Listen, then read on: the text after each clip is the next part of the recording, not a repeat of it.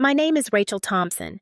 I'm 36 years old, and according to my family, I've been a disappointment since the day I took my first breath. Every Sunday, I make the drive.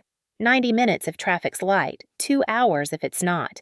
My beat-up Saturn rattles along the highway, past strip malls and gas stations, through countryside that looks pretty in the fall and depressing the rest of the year. I've been making this drive for years now, ever since I moved across the state. Every single Sunday without fail, because in my family, missing Sunday dinner isn't just rude, it's evidence of moral failure.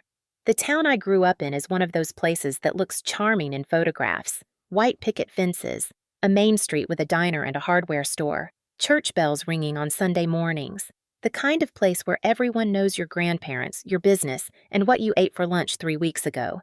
When you're the town's success story, that's comforting. When you're the family letdown, it feels like living in a glass box where everyone can see you fail in real time. I pulled into my parents' driveway at exactly 4:47 p.m., early enough to help set the table, late enough to avoid extended small talk. The house looked exactly as it always had. Neat lawn, faded "Bless this home" sign by the door, porch swing that nobody ever sat on. I grabbed my purse, took a deep breath, and prepared myself for the performance. "Rachel!" My mother's voice rang out the second I opened the door. Patricia Thompson, everyone calls her Pat, appeared from the kitchen, wiping her hands on a floral dish towel. Her smile was bright and brittle, the same one she'd worn my entire life. "We were starting to worry you wouldn't make it, honey." "Hi, Mom." I kissed her cheek. Her perfume was the same powdery scent from my childhood, the kind that used to mean safety. Now it just smelled like obligation. My father, Robert, Bob to everyone except telemarketers, was in his usual spot in the living room, half watching a football game. He looked up, cleared his throat. "Rachel." "Hey, Dad." Then my sister appeared from the dining room, and I felt my spine automatically straighten. Jennifer Thompson Miller, 40 years old and golden since birth. She was wearing a blazer like she'd just stepped out of a car commercial, which made sense since she sold cars at the local dealership. Her smile didn't quite reach her eyes. "Well, look who decided to grace us with her presence," Jen said. "Busy schedule at the—" She paused, and I saw the flicker of her trying to remember where she thought I worked. With whatever it is you're doing these days?" "Something like that," I replied.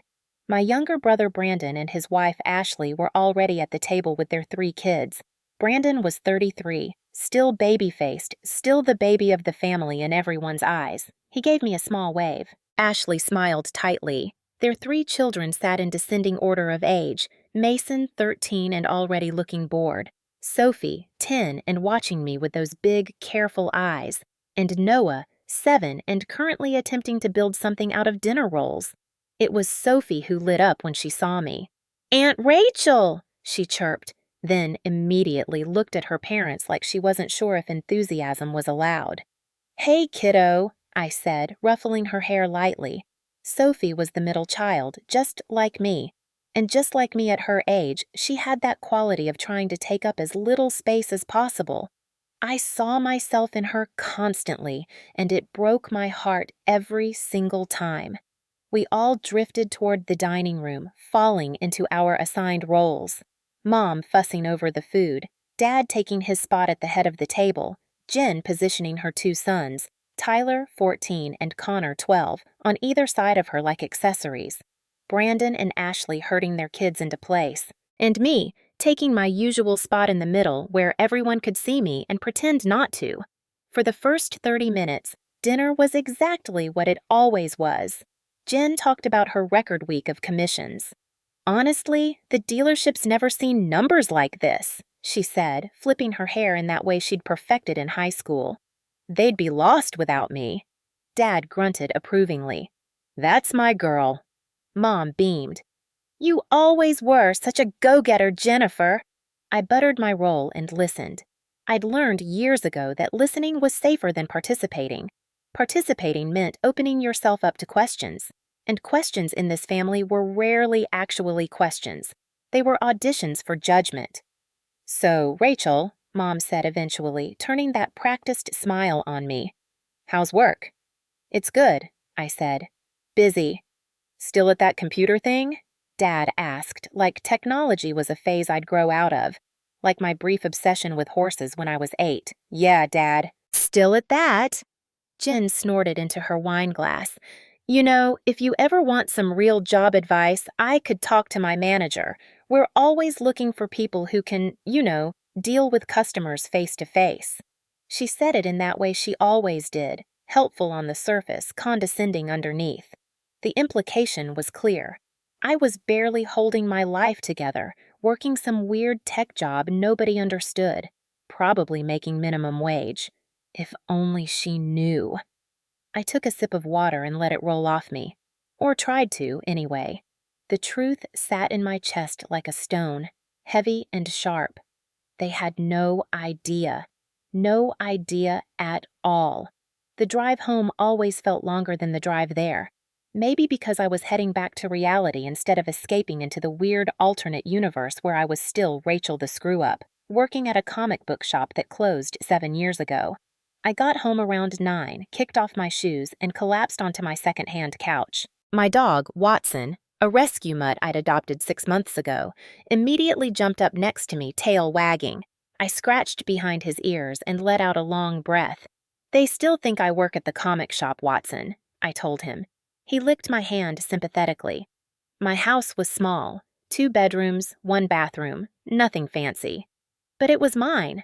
Paid off, actually. No mortgage. The furniture was mostly second-hand, stuff I'd picked up from estate sales and thrift stores. My car was a 2009 Saturn that probably should have died 3 years ago, but somehow kept running. To look at my life from the outside, you'd never guess the truth. The truth was this. I was worth just over $1.4 million. It still felt surreal to think about, even after 5 years. I kept waiting for someone to realize there'd been a mistake, that the money wasn't really mine. But it was. All of it.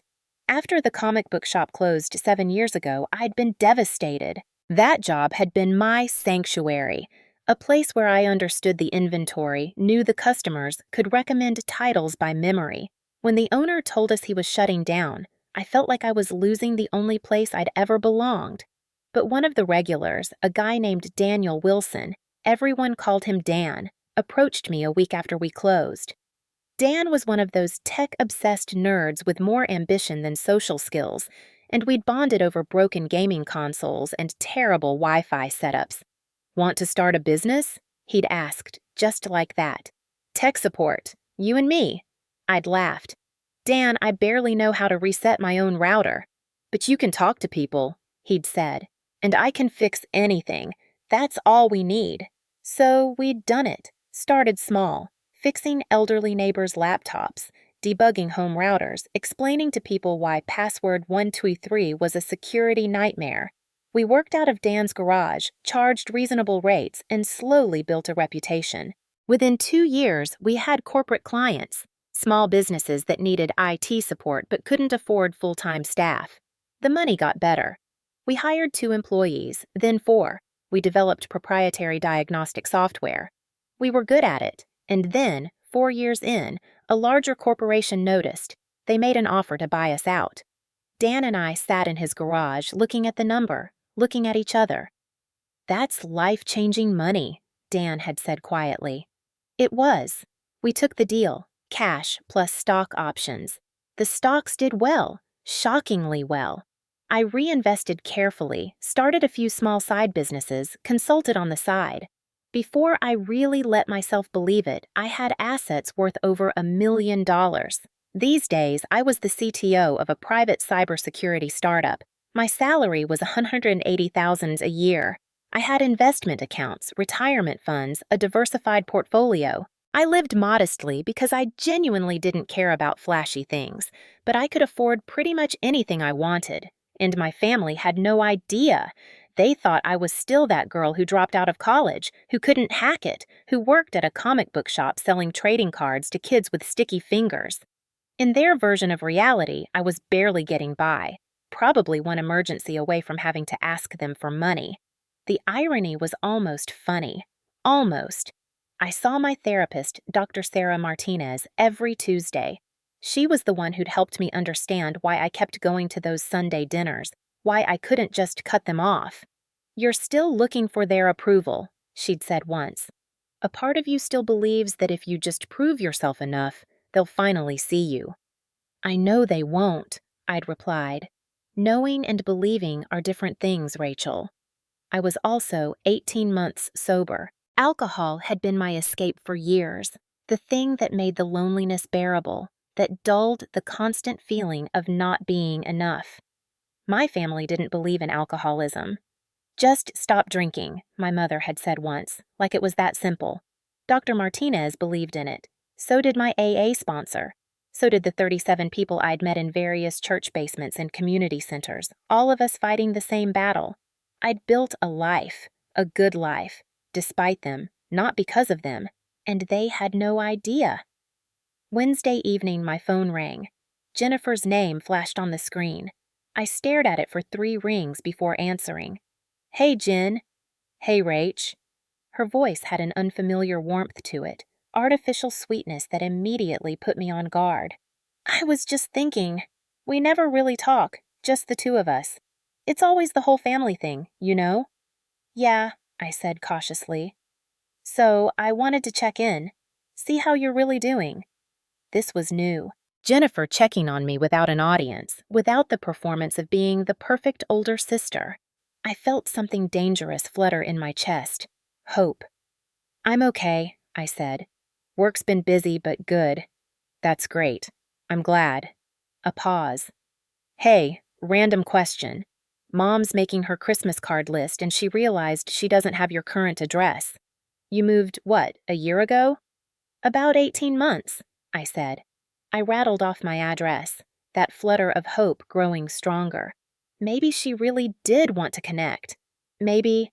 "And you're still doing the tech thing?" "Yeah. I'm actually a CTO now, Chief Technology Officer." "Oh, fancy title."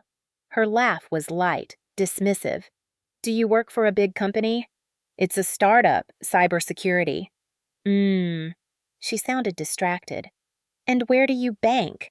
"I'm thinking about switching from Wells Fargo. They've been terrible lately." The question felt odd, but I answered anyway. "I use a few different banks, actually, for different accounts." "Smart." Another pause. "This is random, but do you have life insurance?" "I was just thinking, you're by yourself, and if something happened—" "Jen, why are you asking about life insurance?" "I'm just worried about you."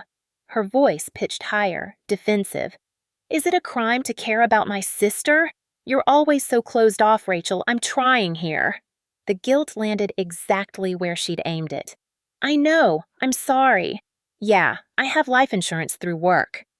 We talked for another 10 minutes, surface-level stuff. She told me about Tyler's upcoming orthodontist appointment, Connor's soccer league, normal sister things. When we hung up, I felt cautiously optimistic.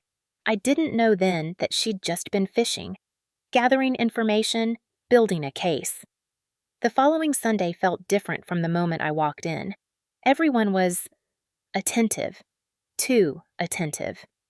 "Rachel!" Mom pulled me into an actual hug, not just the usual cheek kiss. "We're so glad you're here." "Deal?" Dad stood up from his recliner, which he never did. "Good to see you, honey." Jennifer was already at the table, and when I sat down, she patted the chair next to her. "Sit here. I want to actually talk to you today instead of yelling across the table." Brandon and Ashley were there with the kids, and even Brandon seemed more engaged than usual. "Hey, Rachel, how was your week?" It felt like I'd walked into an intervention, except nobody seemed angry. They seemed interested in me. It was deeply unsettling. We made it through the blessing, Dad's usual monotone recitation, and started passing dishes. Then Mom cleared her throat. "So, Rachel," she said, buttering her roll with deliberate casualness. "We've been talking, and we realized we don't really know much about what you do. Your work, I mean." "I work in tech," I said carefully. "Cybersecurity." "Right, but what does that mean exactly?" Dad leaned forward. "You fix computers?" "More like I help companies protect their data from hackers." "Hackers!" Mom's eyes widened. "That sounds exciting, and That must pay decently? There it was. My stomach tightened. It pays fine, I said. Just fine? Jennifer smiled at me, and there was something in her eyes I couldn't read. Come on, Rach, you're a CTO. That sounds pretty impressive. What's a CTO even make these days? Jen, I'm just curious. It's not like we're asking for your tax returns or anything.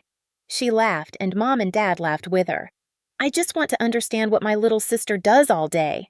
Brandon jumped in. Yeah, I've been wondering too. Like, could you work from anywhere? Do you have to go to an office? It's mostly remote, I said. Sometimes I go into the office. That's so flexible, Ashley said. Must be nice not having a rigid schedule. Do you own your place or rent? I own. A beat of silence. Mom and Dad exchanged a look. Really? Mom's voice went up. I thought you were renting that little house. I bought it 18 months ago. How? Dad trailed off, then recovered. That's great, honey. Really great. You must be doing well. The rest of dinner continued in that vein, casual questions that felt anything but casual. Where did I vacation? What was my car payment? Did I have a 401k? How was I managing health insurance? I deflected, gave vague answers, felt increasingly like a fish being circled by sharks who'd suddenly realized I might be bigger than they thought. Sophie was the only one who seemed oblivious to the weird energy. She sat next to me and told me about her science project, about a book she was reading. Normal kid stuff. Every time I looked at her, I felt grateful that at least one person in this family talked to me like I was human. But even as I listened to Sophie, part of my mind was racing. Something was wrong. Something had changed. They were looking at me differently, talking to me differently, like I was a resource they'd just discovered. I left early, claiming an early morning meeting. In my car, I sat with my hands on the steering wheel, trying to shake the feeling that I'd just been interrogated without realizing it was happening. Monday morning, I was at my desk with my coffee, checking emails before our team stand-up meeting when the alert came through. Credit monitoring alert. Unauthorized hard inquiry detected on your credit report.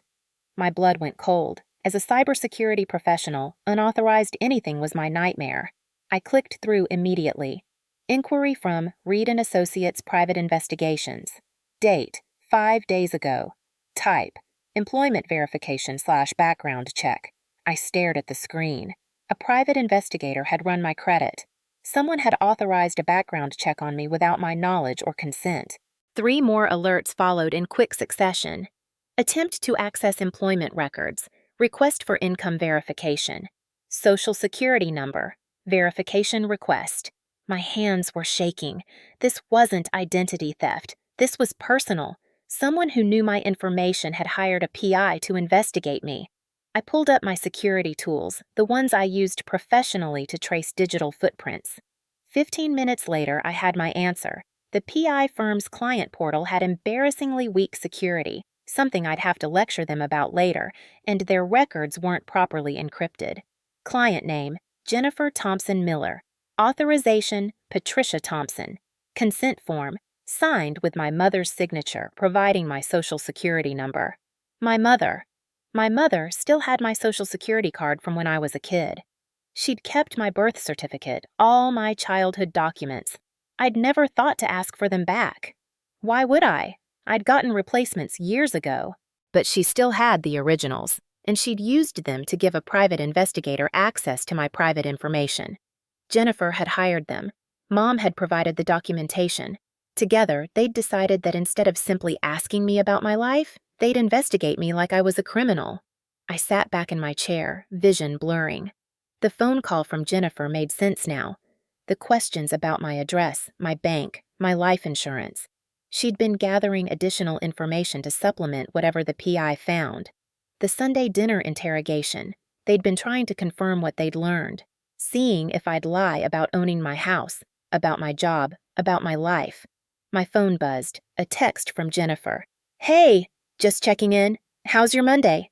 I stared at it. The casual friendliness felt like a slap. She was still pretending. They all were. For 36 years, I'd been the family disappointment. The dropout, the screw-up, the one who couldn't get her life together. They'd believed that story so deeply that when evidence suggested otherwise, their first instinct wasn't to ask me about it. It was to hire someone to investigate me in secret. I opened a new browser window and searched for Reed and Associates. Their website promised discreet professional investigations for legal, personal, and employment purposes. My finger hovered over the Contact Us button. Two could play this game. If they wanted to investigate me, fine. But I was a cybersecurity expert with resources they couldn't imagine. I knew how to find information. I knew how to dig, and I was very, very good at it. I clicked the button and started typing. Dear Reed and Associates, I'd like to hire your firm for a comprehensive background check. Reed and Associates occupied a nondescript office downtown. Thomas Reed was mid-50s, ex-cop written all over him. His handshake was firm, his office exactly what I'd expected. Filing cabinets, case files, framed photo of a smiling teenage boy on his desk. Ms. Thompson, I should mention, we already have a file on you. I know, I said. My sister hired you. That's why I'm here. His eyebrows rose. And how did you? Your client portal security is terrible. I'm a cybersecurity professional. Took me 15 minutes to confirm who requested the investigation. He actually smiled. That's embarrassing and informative. My mother provided my social security number without my consent, I continued. I assume my sister claimed it was for employment verification? She did. Reed leaned back. For what it's worth, something felt off, but the paperwork was in order. I'm not here for an apology. I'm here to hire you. I pulled out my credit card. I want the same thing they wanted. Complete background check on Jennifer Thompson Miller, my parents, my brother Brandon. Everything public record. This is family, Reed said carefully. Are you sure? They invaded my privacy instead of asking me questions. Now I'm choosing information over assumptions. He nodded slowly. There's something you should know. Your sister's investigation was funded by your mother. Patricia Thompson used personal savings. $2,500. She attached a note. He turned his computer screen. We need to know if Rachel has money.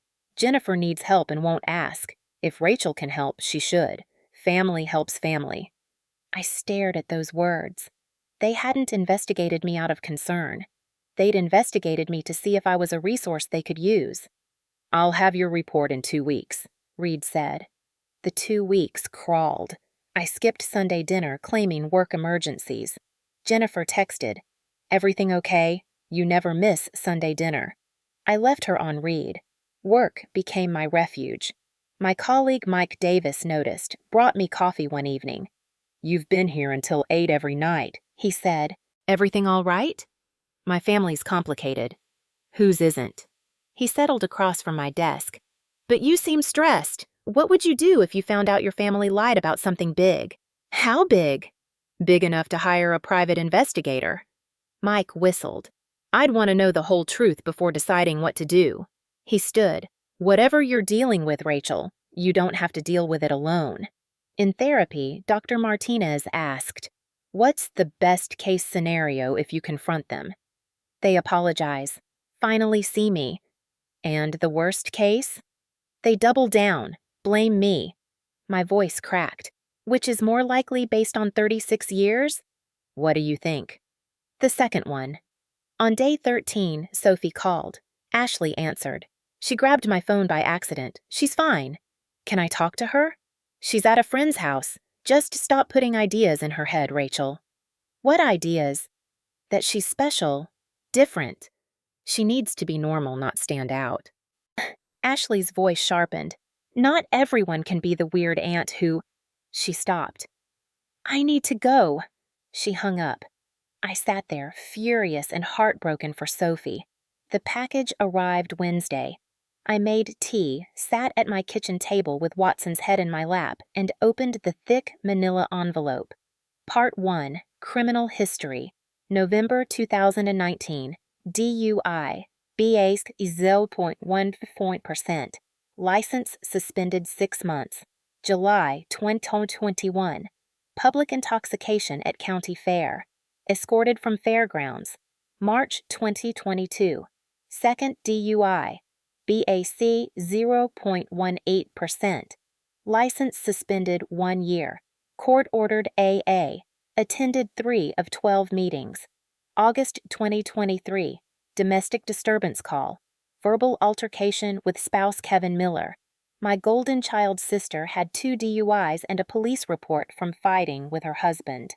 Part 2. Financial catastrophe. Primary residence. 3 mortgages totaling $368,000 on house worth $285,000. Underwater by $83,000.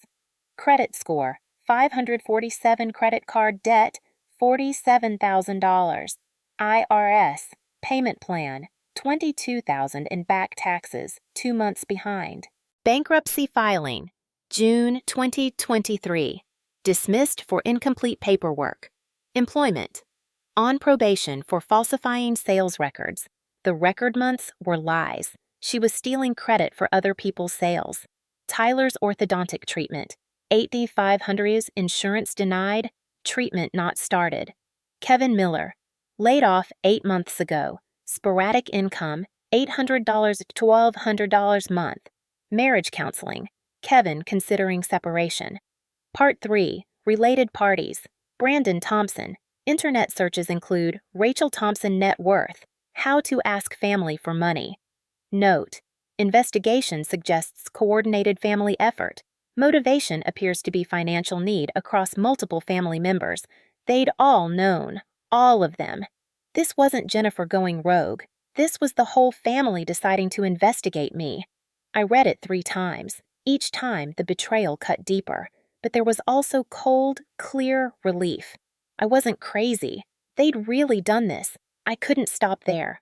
I needed the complete picture. Brandon's LinkedIn showed 7 jobs in 5 years. Currently, independent contractor. Code for unemployed. Ashley's Instagram was all #blessedlife posts, but screenshots showed Venmo requests, lunch money, and a GoFundMe for medical expenses that raised $340 of $5,000. Public records showed them 2 months behind on property taxes, with a $12,000 credit card balance at 27.99% interest. My parents were on fixed income, $4,200 monthly between pension and Social Security. But Dad's diabetes medication was $400 a month. Mom's arthritis medication $300. The house needed a new roof. They'd given up $2,500 in savings to investigate me. Every household was drowning, and not one had asked me for help. What does this tell you about how they see you? Dr. Martinez's voice echoed in my head. They didn't see Rachel. They saw a potential resource. They'd assumed the worst of me for 36 years. Why assume differently now? I pulled up my calendar. Sunday was in 4 days. Saturday, I called Dr. Martinez. I'm confronting them tomorrow at Sunday dinner. What's your goal? Honesty, on my terms. And if they can't handle it? Then I'll know where I stand. I prepared 3 copies of the report, highlighted key sections. Mike texted, "Want moral support? This is something I need to do alone. But thank you, I'll be around after, if you need to talk. Or just be." That evening, Sophie texted, "Aunt Rachel, are you coming tomorrow? Mom said you're too busy for family. I hope you come. I miss you." "I'll be there, sweetie. I promise." Then she called. "Aunt Rachel?" Her voice was a whisper. "I'm in the bathroom. I wasn't supposed to tell you, but I think you should know." "What is it, sweetie?" "I have diabetes, type 1, for 6 months. I need an insulin pump, but it costs $7,000 and Mom and Dad can't afford it. I have to give myself shots, and sometimes my blood sugar goes really bad, and I went to the emergency room once, and..." She was talking faster. "Mom said we can't tell anyone, but I heard Grandma say maybe you could help, but Mom said you don't have money anyway." My hands shook. "Sophie, listen, are you okay right now?" "Yeah, my blood sugar is 147. That's pretty good." Pause. "Aunt Rachel, are they lying about you? Like they lie about everything else?" This 10-year-old had figured out what I'd suspected my entire life. "Mom says you don't have a good job and you can barely take care of yourself. but you seem happy and smart and—" She trailed off. "I think they're lying. Like they lie about Dad having a job, like they lie about money. Sophie, I promise you, I will make sure you get what you need, but don't tell anyone we talked, not yet. Can you do that?" "Okay. Are you coming tomorrow?" "Yes." "Good. I feel safer when you're there." After we hung up, I sat on my bathroom floor and cried. For Sophie. For myself at 10. For all the invisible middle children. The report suddenly felt different. This wasn't just about exposing lies. A child needed help, and her family couldn't provide it. Tomorrow would be even more complicated than I thought. But one thing was clear. Sophie was getting her insulin pump, even if it meant burning down the whole family to do it. Sunday arrived too fast and not fast enough. I pulled into my parents' driveway at 4:47 p.m. with the folder on my passenger seat like a loaded gun. The house looked peaceful, neat lawn, porch swing, that faded blessing sign. You'd never know the chaos hidden inside. "Rachel!" Mom's voice was overly bright when I walked in. "We were so worried last week when you missed dinner." "Just needed some time to think," I said. Everyone was already there. Dad in his recliner, Jennifer in full armor, designer blazer, perfect makeup, Brandon and Ashley whispering nervously, the kids in the next room. Dinner started with forced pleasantries. Weather, sports, nothing real. Everyone was waiting. "So, Rachel," Brandon finally ventured, "how's work?" "Good. Busy." I paused. "How's your job search going?" He stiffened. "Who said I was looking?" "LinkedIn's public, you know." Tension crackled through the room. I let them suffer through the meal, making small talk while the folder sat in my bag.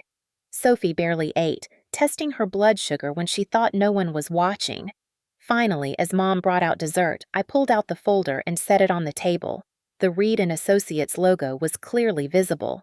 Jennifer went white. Dad's fork froze. Mom's hand tightened around the dessert knife. "I thought this agency sounded familiar," I said calmly. "Turns out it is." "What is this?" Jennifer's voice was too high. "Some kind of joke?" "No joke. You hired them first." I turned to my parents, with Mom's help. "You used my social security number to run a fake background check on me." Dad's eyes darted to Mom. Mom's mouth opened, closed. "That's ridiculous," Jennifer said. "We were just concerned enough to spend $2,500 of Mom's savings investigating me instead of just asking how I was doing?" I flipped the folder open. "So I hired them too. Since you were so interested in my life, I thought it was only fair to get the full picture of yours." I started reading, calmly, factually. 2 DUIs, Jennifer. The second one was .18. That's more than twice the legal limit. I turned a page. Domestic disturbance call. 3 mortgages on a house worth less than you owe. Credit score 547. Another page. And you're on probation at work for falsifying sales records. Those record months you brag about. Lies. The room erupted. "How dare you!" Jennifer screamed. "You have no right. I have exactly the same right you had, which is none. But here we are." Mom was demanding explanations. Dad was insisting they only did it because they were worried. Brandon muttered about not wanting to be involved. Jennifer kept screaming that the PI must have made mistakes. It was chaos. Every buried resentment from 30 years came roaring out. My parents started blaming each other. Jennifer tried to make it about me. The kids were crying in the other room. "Look what you've done," Jennifer spat. "You just had to make everything about you." "If that's what you want to call it." "How could you dig into your sister's life like this?" Mom whirled on me. "She's family." "Then why didn't that matter when you were digging into mine?" No answer. The argument hit its peak when Jennifer, cornered and desperate, turned her full rage on me. "This is all your fault," she screamed. "You've been nothing but a burden since you were born. You should never have been born, Rachel." The room went silent. Even the ticking clock seemed to stop. I felt the words hit like a physical blow. Suddenly, I was 8 years old, hiding in my room, wondering what I'd done wrong by existing. Mom grabbed Jennifer's arm. "That's enough," Dad growled. "Watch your mouth." For the first time, they looked afraid.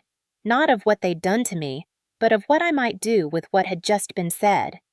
"Thanks for clearing that up," I said softly. I pushed my chair back. "I'm leaving."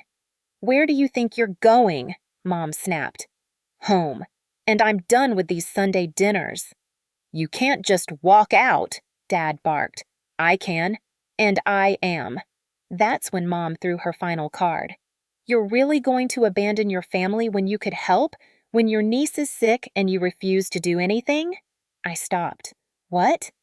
"You know exactly what I'm talking about. You could pay for treatments. You have money, Rachel. You just choose not to use it for family." I stared at her, the vague accusation designed to make me the villain. "Interesting," I said slowly. "Because last I checked, you still thought I worked at a comic book shop that closed in 2011, but now I'm suddenly rich enough to be your personal ATM?" Dad flinched at the word rich.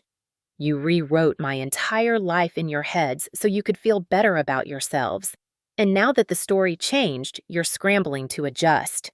Silence. Then I looked at Jennifer, at Brandon, at my parents. "You want to know the truth? I'm a CTO. I make $180,000 a year. I sold a company 5 years ago. My net worth is over $1.4 million. I own my house outright. I have no debt." Stunned silence. "You've had money this whole time," Mom started. "And you never asked. You investigated." I was shaking now. "Sophie has type 1 diabetes. She needs a $7,000 insulin pump you can't afford. I know because she told me yesterday, but none of you thought to mention it?" Brandon's face crumbled. "Rachel, you investigated my finances but didn't tell me my niece has a chronic illness?" I looked at Jennifer. "This is who you are. All of you. You see me as a resource, not a person." Jennifer's face twisted. "Because we knew you wouldn't help. You've never cared about this family. You're selfish. Honestly, sometimes I wish you'd never been born at all." Sophie appeared in the doorway, tears streaming down her face. Tyler and Connor stood frozen behind her. The children had heard everything. I looked at Jennifer. "I would have helped you if you'd just asked, if you'd treated me like a human being." My voice was steady now. "But you investigated me like a criminal. So here's what's going to happen. From you, I get nothing." I turned to my parents. "You spent my entire childhood telling me I was weak, dramatic, a disappointment. I have asthma, real asthma. I have depression, real depression. You called it weakness." I picked up my bag. "I built a life despite you, not because of you. I'm done trying to earn your approval." To Brandon, "You're not a bad person. You're just a coward.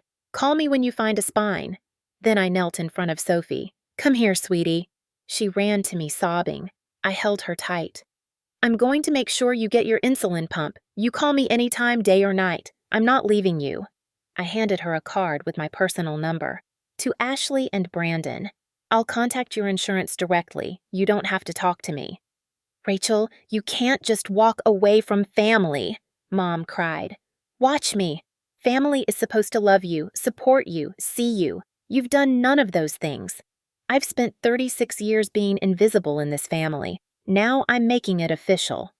"We did the best we could," Dad said quietly.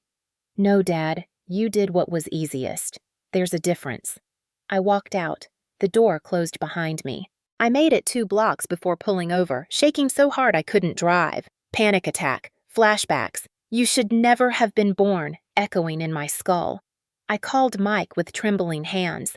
"Hey, you okay? Can you just stay on the phone? I don't need you to say anything, just be there." "I'm here. I'm not going anywhere." He talked quietly about his day, his daughter, normal things. My breathing slowed. By the time I got home, he was waiting on my porch. "I brought ice cream," he said simply, "and I'm not asking questions unless you want to answer them." For the first time, I let someone in. The next morning, I called Brandon's insurance company. "This is Rachel Thompson. I'm covering the cost for my niece, Sophie Thompson's insulin pump. I provided my credit card. $7,000 paid in full. Overnight shipping." Brandon called 2 hours later, crying. "Rachel, the pump arrived. I don't know what to say." "Say you'll make sure she knows she's special, that you'll protect her from becoming invisible." "I promise." "And Rachel, I'm sorry, really sorry. Not just about the investigation, about everything. Belief isn't trust. Trust is earned." "I understand. Thank you." For Sophie. Sophie's video message came that evening. She was wearing the pump, beaming. "Aunt Rachel, look! Mom says I can sleep through the night now. Thank you, thank you, thank you." She held up a drawing, two people holding hands. "Aunt Rachel and me. When I grow up, I want to be like you, strong." I cried watching it, healing tears. 3 months later, my life had transformed. 21 months sober, promoted to VP of cybersecurity, moved to a nicer house, adopted Watson, and Mike, kind, patient Mike, had become something more. We were taking it slow, but his daughter Emma and I had bonded over being different. Sophie and I video called monthly. Brandon was in therapy, working on himself. I'd even given him a small business loan for HVAC training. "I'm trying to break the cycle," he'd said, "for my kids." My parents sent a letter. I hadn't opened it yet. Jennifer was in court-ordered rehab after a third DUI. I felt sad for her, but distant. Dr. Martinez said, "You can hope someone gets better without sacrificing yourself to their sickness." 1 year later, Thanksgiving, my dining room was full. Mike and Emma, Sophie with her science trophy, Brandon and Ashley, both in therapy, slowly healing, Mason and Noah, building relationship with me, Dr. Martinez, my AA sponsor Maria, 2 coworkers, Dan video calling from Silicon Valley. Laughter, genuine conversation, Sophie sitting next to me, beaming. The doorbell rang.